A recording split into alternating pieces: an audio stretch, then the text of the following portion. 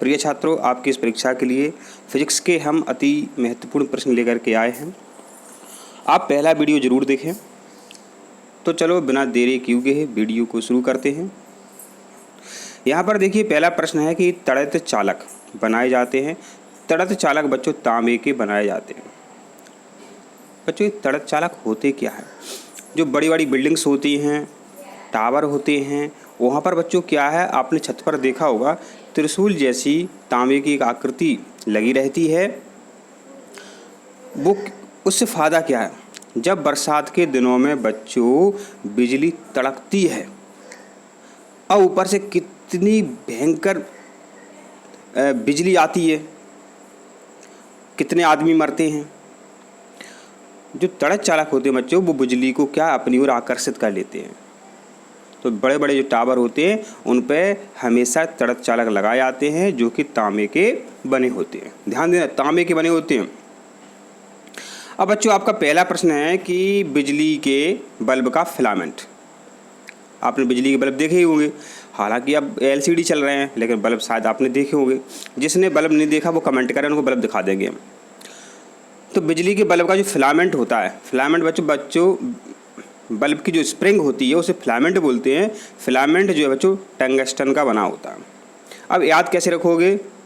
Filament, टा से अपन ध्यान करेंगे टंगस्टन।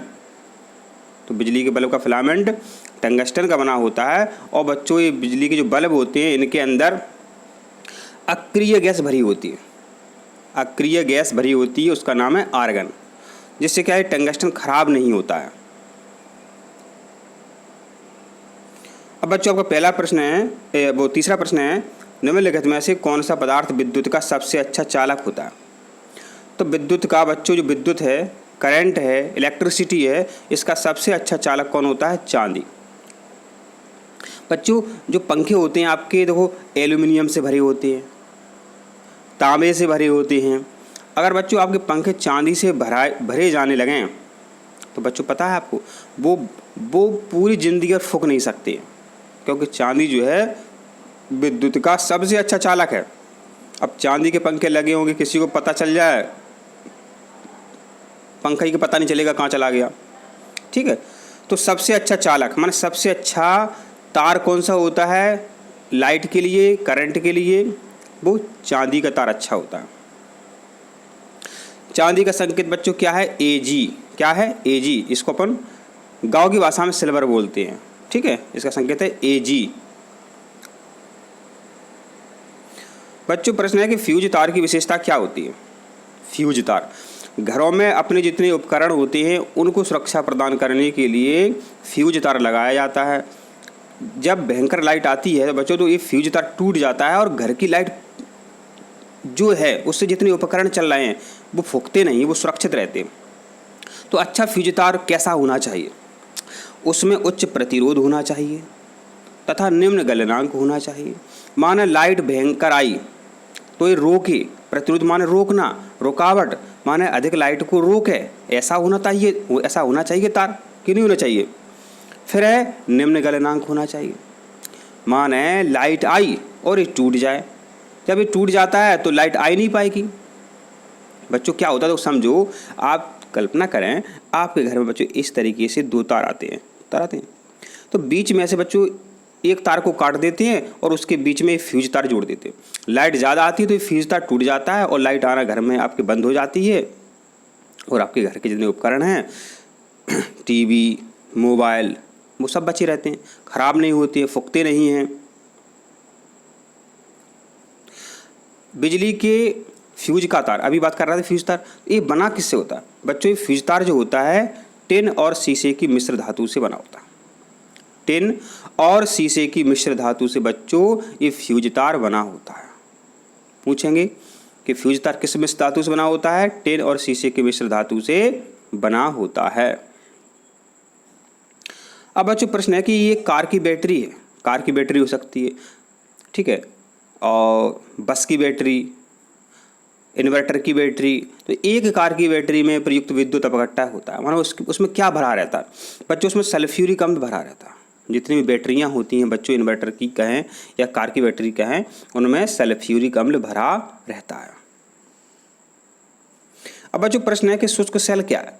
शुष्क सेल बच्चों, शुष्क माना सूखी, सूखी सेल है बच्चों प्राथमिक सेल। बच्चों जो इन्वर्टर होते हैं उनमें आपने देखा होगा उनमें से सल्फ्यूरियम निकलता रहता है, द्रव निकलता रहता है। लेकिन जो आपके मोबाइल की सेल है, मोबाइल की नहीं, वो क्या कहते हैं, टॉर्च की सेल है, और मोबाइल की सेल भी वैसे शुष्क होती है, उसे बैटरी कहते हैं। और रेडियो की सेलें हैं, घड़ी की सेलें हैं, रिमोट की सेलें हैं, ये सारी शुष्क सेल होती हैं। इन्हें यहाँ पर प्राथमिक सेल कहते हैं बच्चों। प्राथमिक सेल बच्चों वो होती हैं जो आप बाज़ार से ले आए और वो ख़राब हो जाती हैं एक बार यूज होने के बाद। जबकि जो इन्वर्टर की बैटरियाँ होती हैं, डिस्चार्ज होती हैं फिर चार्ज कर दो, डिस्चार्ज होती हैं फिर चार्ज कर दो, वो द्वितीयक सेलें होती हैं। जो एक ही बार उपयोग हुए हैं, जो पहली बार उपयोग हुए हैं, उन्हें प्राथमिक सेलें कहते हैं। अब बच्चों प्रश्न है, लोहे के ऊपर जिंक की परत चढ़ाने को क्या कहते हैं? इसे कहते हैं गैल्वेनाइजेशन, गैल्वेनीकरण। इससे बच्चों क्या है, लोहे में जंग नहीं लगती। अच्छा, गैल्वेनीकरण है बच्चों, इसमें कौन सी धातु की कलई करते हैं? जस्ता की। लोहे के बर्तनों पर या लोहे की वस्तुओं पर जब जस्ते की माने जिंक की कलई कर देते हैं, माने पोत देते हैं, उसे गैल्वेनाइजेशन कहते हैं। बच्चों इन्वर्टर क्या है? घरों में जो इन्वर्टर लगा रहता है बच्चों वो क्या है? तो यहाँ पर समझो, ये क्या करता है, एसी वोल्टेज को डीसी वोल्टेज में बदलता है और डीसी वोल्टेज को एसी वोल्टेज में बदलता है। अब बच्चों क्या है, देखो इन्वर्टर दो प्रकार के आते हैं, एसी वोल्टेज को डीसी में बदलने वाला और डीसी वोल्टेज को एसी में बदलने वाला। अपने घरों में जो पंखा हैं, बल्ब हैं, ठीक है, ये उपकरण किस क्रम में लगे रहते हैं? ये सभी समांतर क्रम में लगे रहते हैं। कैसे लगे रहते हैं? समांतर क्रम में। अब समांतर क्रम किसी को नहीं आता है तो कमेंट करें, हम बता देंगे। घर में जितने भी उपकरण हैं बच्चों वो सब समांतर क्रम में लगे रहते हैं। अब हमने आपसे एक प्रश्न पूछा बच्चों, बताओ कि वोल्ट मीटर किस क्रम में लगाते हैं और अमीटर किस क्रम में लगाते हैं? वोल्ट मीटर किस क्रम में लगाते हैं, अमीटर किस क्रम में लगाते हैं, और घरों के पंखा टीवी वगैरह ये किस क्रम में लगाते हैं? इस पर हमेशा प्रश्न आता है। अब एक याद करते हैं तो दूसरा भूल जाता है, दूसरा करते तो तीसरा भूल जाते हैं। तो कमेंट जरूर करें। एक स्वतंत्र रूप से लटका हुआ चुंबक सदैव ठहरता है। एक चुंबक को आप धागे से बांध करके लटकाओ तो यह उत्तर दक्षिण दिशा में रुकता है। आपने कंपास सुई देखी होगी, नहीं देखी तो कमेंट करें, बता देंगे। तो इसको आप कैसे भी घुमा दो लेकिन वो रुकेगी उत्तर दक्षिण दिशा में।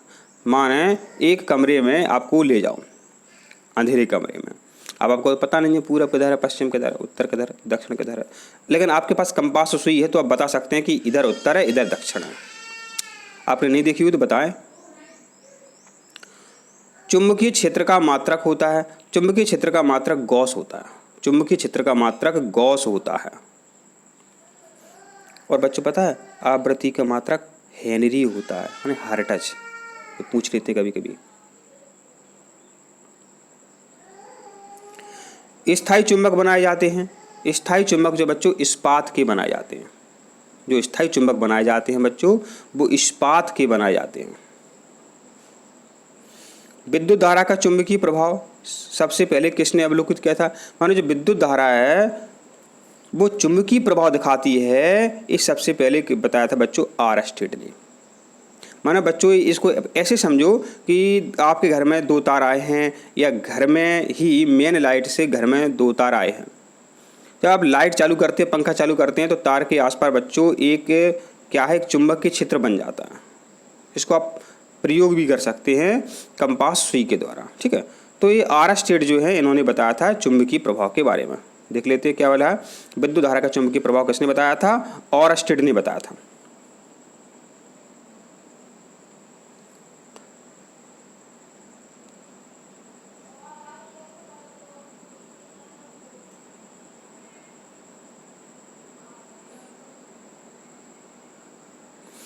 विद्युत चुंबकीय सिद्धांत का प्रतिपादन किसने किया था?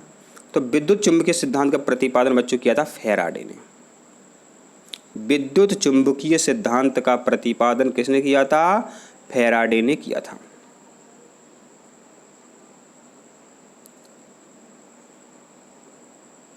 अच्छा बच्चों पता है आपको ओम ने क्या किया था? ओम का नियम दिया था। प्रतिरोध का मात्रक भी ओम है। अच्छा, न्यूटन ने क्या किया था? न्यूटन ने गति के 3 नियम दिए थे, ये आपको पता है। अस्थायी चुंबक बनाने के लिए प्रयोग किया जाता है नरम लोहा। अस्थायी चुंबक बनाने के लिए बच्चों नरम लोहे का प्रयोग करते हैं, जबकि स्थायी चुंबक इस्पात से बनाते हैं। तो बच्चों आपने सही सीखा, अस्थायी चुंबक नरम लोहे से बनाए जाते हैं, जबकि स्थायी चुंबक इस्पात से बनाए जाते हैं।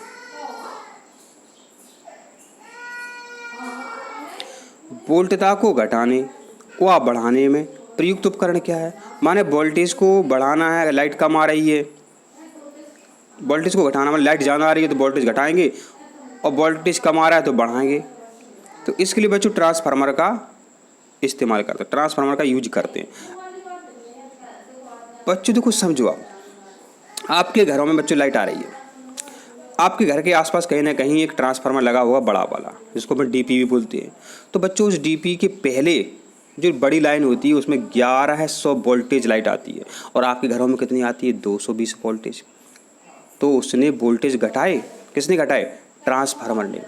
अब क्या होता है, कई कॉलोनियों में बच्चों लाइट कम आती है, माने कि 100 वोल्टेज आ रही है, घर के पंखा टीवी नहीं चल रहा है, इन्वर्टर नहीं काम नहीं कर रहा है, आपका एसी काम नहीं कर रही है, तो बच्चों बाज़ार में बने बनाए ट्रांसफार्मर मिलते हैं, 5000 के मिलते हैं ट्रांसफार्मर, 5000 का, 6000 का, 10,000 का। तो बच्चों पता क्या करता है, वो 100 वोल्टेज की लाइट को 220 वोल्टेज कर देता है, माने वो जो है लाइट को बढ़ा देता है, माने वो करंट को बढ़ा देता है, वोल्टेज को बढ़ा देता है। तो ट्रांसफार्मर के 2 काम हो गए, या तो वोल्टेज घटाता है या वोल्टेज बढ़ाता है। जैसा आपको चाहिए वैसा ट्रांसफार्मर बाजार से ला सकते हैं। अब प्रश्न है बच्चों की संधारित्र जो है, कंडेंसर जो है या कैपेसिटर जो है, इसका मुख्य काम क्या है? बच्चों जो संधारित्र होता है, कंडेंसर बोलते हैं अपने गांव की भाषा में, इसका काम है आवेशों का संचय करना, ना आवेशों को इकट्ठा करना। अपने जो पंखा होते हैं, पंखा में बच्चों कंडेंसर लगे रहते हैं। अगर पंखा धीमा चल रहा है, स्लो चल रहा है, तो आप एक कंडेंसर उसमें और लगा दो। जितने कंडेंसर लगाते जाओगे पंखा तेज चलता जाएगा। तो आवेशों का क्या करता है? ये संचय करता है। किसी चुंबक की आकर्षण शक्ति सबसे अधिक कहाँ पे होती है? ये लिखा दो यहाँ मध्य में। तो क्या बच्चों किताब में कई प्रश्नों के आंसर गलत हैं, जो गलत तो हम पे भी हो जाते हैं, लेकिन किताबों में ज़्यादा गलती होती है। हमारी वीडियो में कम गलती है, किताबों में बहुत ज़्यादा गलती है। किसी चुंबक की जो आकर्षण शक्ति है, कोई एक चुंबक है बच्चों, ऐसी एक चुंबक है, उसकी आकर्षण शक्ति माने वो लोहे के कणों को अपनी ओर आकर्षित करता है। तो जो किनारे हैं, जो दोनों किनारे होते हैं बच्चों, एक दक्षिण एक उत्तर, साउथ और नॉर्थ, दोनों किनारों पर जो है बच्चों चुंबक की आकर्षण शक्ति सबसे ज़्यादा होती है। कहाँ? किनारों पर। चुंबक की किनारों पर आकर्षण शक्ति सबसे ज़्यादा होती है। अब नाभिक रिएक्टर के निर्माण में कौन सा अनिवार्य है? तो जो नाभिक रिएक्टर होते हैं बच्चों, जिनसे विद्युत बनाई जाती है, तो बच्चों उनमें जर्कोनियम की आवश्यकता होती है। जो नाभिक रिएक्टर होते हैं बच्चों, उनमें जर्कोनियम की आवश्यकता होती है। अब है कि सूर्य की ऊर्जा उत्पन्न होती है। सूर्य क्या है? एक तारा है, और सूर्य में ऊर्जा उत्पन्न होती है नाभिकीय संलयन के द्वारा। किसके द्वारा? नाभिकीय संलयन के द्वारा। और बच्चों आपको पता है जो हाइड्रोजन बम है वो भी नाभिकीय संलयन की क्रिया के द्वारा बनाए जाते हैं। क्यूरी किसकी इकाई है? जो क्यूरी है बच्चों, ये रेडियो सक्रियता की इकाई है। क्यूरी रेडियो सक्रियता की इकाई है, इसको रेडियो एक्टिविटी कहते हैं। अब बच्चों आपका कि परमाणु बम का सिद्धांत आधारित है नाभिकीय विखंडन पर। हाइड्रोजन बम संलयन, परमाणु बम नाभिकीय विखंडन। याद कैसे रखें? जब दो एक जैसे प्रश्न होते हैं भूल जाते हैं। हमारी ट्रिक्स है बच्चों। हंस क्यों रहे हो? आप वीडियो देख रहे हो तो हंस क्यों रहे हो? आप कहोगे सर हम तो नहीं हंस रहे, भी हंस रहे। सीरियसली आप देखो, पढ़ा करो, हंसा नहीं करो। हाँ, क्या प्रश्न है कि परमाणु बम का सिद्धांत जो है किस पर आधारित है? नाभिकीय विखंडन पर। अब प्रश्न ऐसा ही आता कि हाइड्रोजन बम का सिद्धांत किस पर आधारित है? हमने अभी क्या बोला कि हंसो नहीं, तो हाइड्रोजन बम संलयन पे, हंसो नहीं हाइड्रोजन बम संलयन पर। आधारित है। जब हाइड्रोजन बम संलयन पर आधारित है तो आप ये आपका वैसे ही याद हो जाएगा कि परमाणु बम नाभिकीय विखंडन पर आधारित है। आपका प्रश्न है कि हाइड्रोजन बम संलयन किस पे आधारित है? हाइड्रोजन बम संलयन पे आधारित है। नाभिक का आकार होता है 10⁻15 मीटर, माइनस के हैं। नाभिक का आकार होता है 10⁻−15 मीटर। अब बच्चों प्रश्न है कि नाभिक रिएक्टरों में ऊर्जा उत्पन्न होती है, ये होता है नियंत्रित विखंडन के द्वारा। जो नाभिक रिएक्टर होते हैं उनमें ऊर्जा उत्पन्न होती है किसकी क्रिया के द्वारा? बच्चों यह बहुत इंपॉर्टेंट प्रश्न था आपका कि नाभिक रिएक्टर में ऊर्जा उत्पन्न होती है किसके द्वारा? नियंत्रित विखंडन के द्वारा, नाभिकीय विखंडन के द्वारा। अब बच्चों आपका जो प्रश्न है कि निम्न में कौन सा धातु अर्धचालक की तरह है ट्रांजिस्टर में प्रयुक्त होता है? तो ये आपका जर्मेनियम। तो जर्मेनियम दिया है, कभी वो सिलिकॉन भी दे सकते हैं। तो इतना भी प्रश्न पूछ लेते हैं कि अर्धचालक बताओ ऑप्शन में से, तो जर्मेनियम क्या है? अर्धचालक है। बच्चों अर्धचालक क्या होते हैं? तो अर्धचालक बच्चों वे होते हैं, अर्धचालक वे होते हैं जिनकी चालकता चालक से अधिक होती है और कुचालक से कम होती है, उन्हें कहते हैं अपन अर्धचालक। अब है लेसर किरणें होती हैं बच्चों। लेसर किरणें जो है 2 रंगों की होती हैं। नाभिकीय रिएक्टर में भारी जल का प्रयोग किस रूप में किया था? तो जो नाभिकीय रिएक्टर होते हैं उनमें भारी जल का प्रयोग मंदक के रूप में किया था। अच्छा, भारी जल का फॉर्मूला क्या होता है? ये होता है D2O। इंपॉर्टेंट है, याद रखें बच्चों। और जो नाभिकीय रिएक्टर होते हैं उसमें नियंत्रक छड़ें इस्तेमाल करते हैं, वो होती है कैडमियम की। और जो परिरक्षक होता है उसमें वो सीमेंट का बना होता है।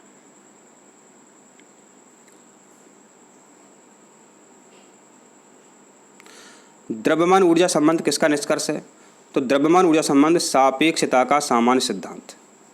द्रव्यमान ऊर्जा संबंध एक किससे संबंधित है? सापेक्षता का सामान्य सिद्धांत। अब है बच्चों की सापेक्षिक आर्द्रता किससे मापी जाती है? तो आर्द्रता जो है बच्चों हाइड्रोमीटर से मापी जाती है। आर्द्रता जो है हाइड्रोमीटर से मापी जाती है, वेरी इंपॉर्टेंट है। अब बच्चों पता है थर्मामीटर से ताप नापते हैं, बैरोमीटर से वायु दाब मापते हैं, लैक्टोमीटर से दूध की शुद्धता नापते हैं, ये भी तो परीक्षा में पूछते हैं। अब बच्चों प्रश्न है कि दूध की शुद्धता की पुष्टि किस यंत्र द्वारा करते हैं? लैक्टोमीटर। तो लैक्टोमीटर से पता चल जाता है कि दूध शुद्ध है या अशुद्ध है।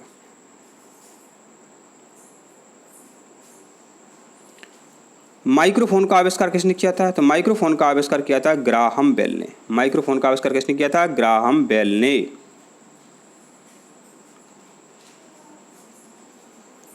ब्लैक होल सिद्धांत की खोज किसके द्वारा की गई थी? एस चंद्रशेखर के द्वारा। बैलिस्टिक मिसाइल का जनक कौन था? वर्नर बॉन ब्रीन। सूक्ष्म समय अंतरालों को सही मापने के लिए निम्नलिखित में से किसका प्रयोग किया जाता है? तो परमाणु घड़ियों का प्रयोग किया जाता है।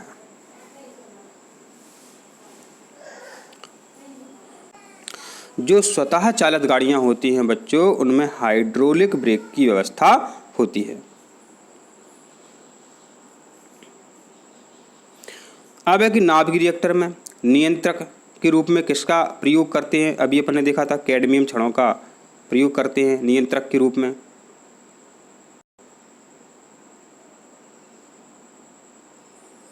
यदि गैस का आयतन स्थिर बनाए रखा जाए तो ताप के बढ़ने पर गैस का दाब बढ़ेगा।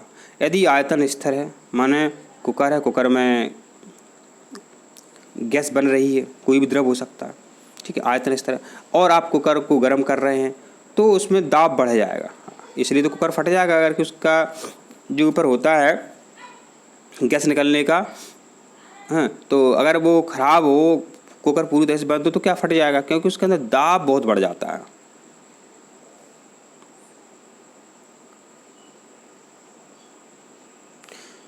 किसी अंतरिक्ष यात्री को आकाश का रंग कैसा दिखाई देता है? तो एक काला दिखाई देता है। अच्छा, आपको अंतरिक्ष का रंग कैसा दिखाई देता है? नीला। अच्छा, आपको नीला क्यों दिखता है? आपको नीला दिख रहा है प्रकीर्णन के कारण।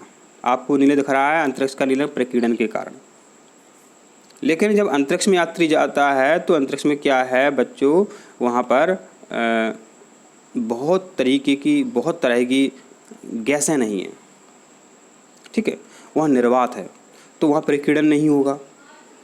अगर गैसें होती वहाँ पर तो प्रकीर्णन होता।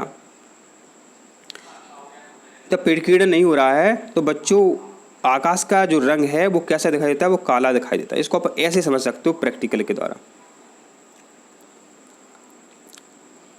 अंधेरी रातें हैं, अब आसपास देखो, आपको सब कुछ काला काला दिखाई देता है। इसी तरह अंतरिक्ष भी बच्चों, अंतरिक्ष में जो यात्री जाते हैं उनको अंतरिक्ष का रंग जो है, आकाश का रंग जो है वो काला दिखाई देता है।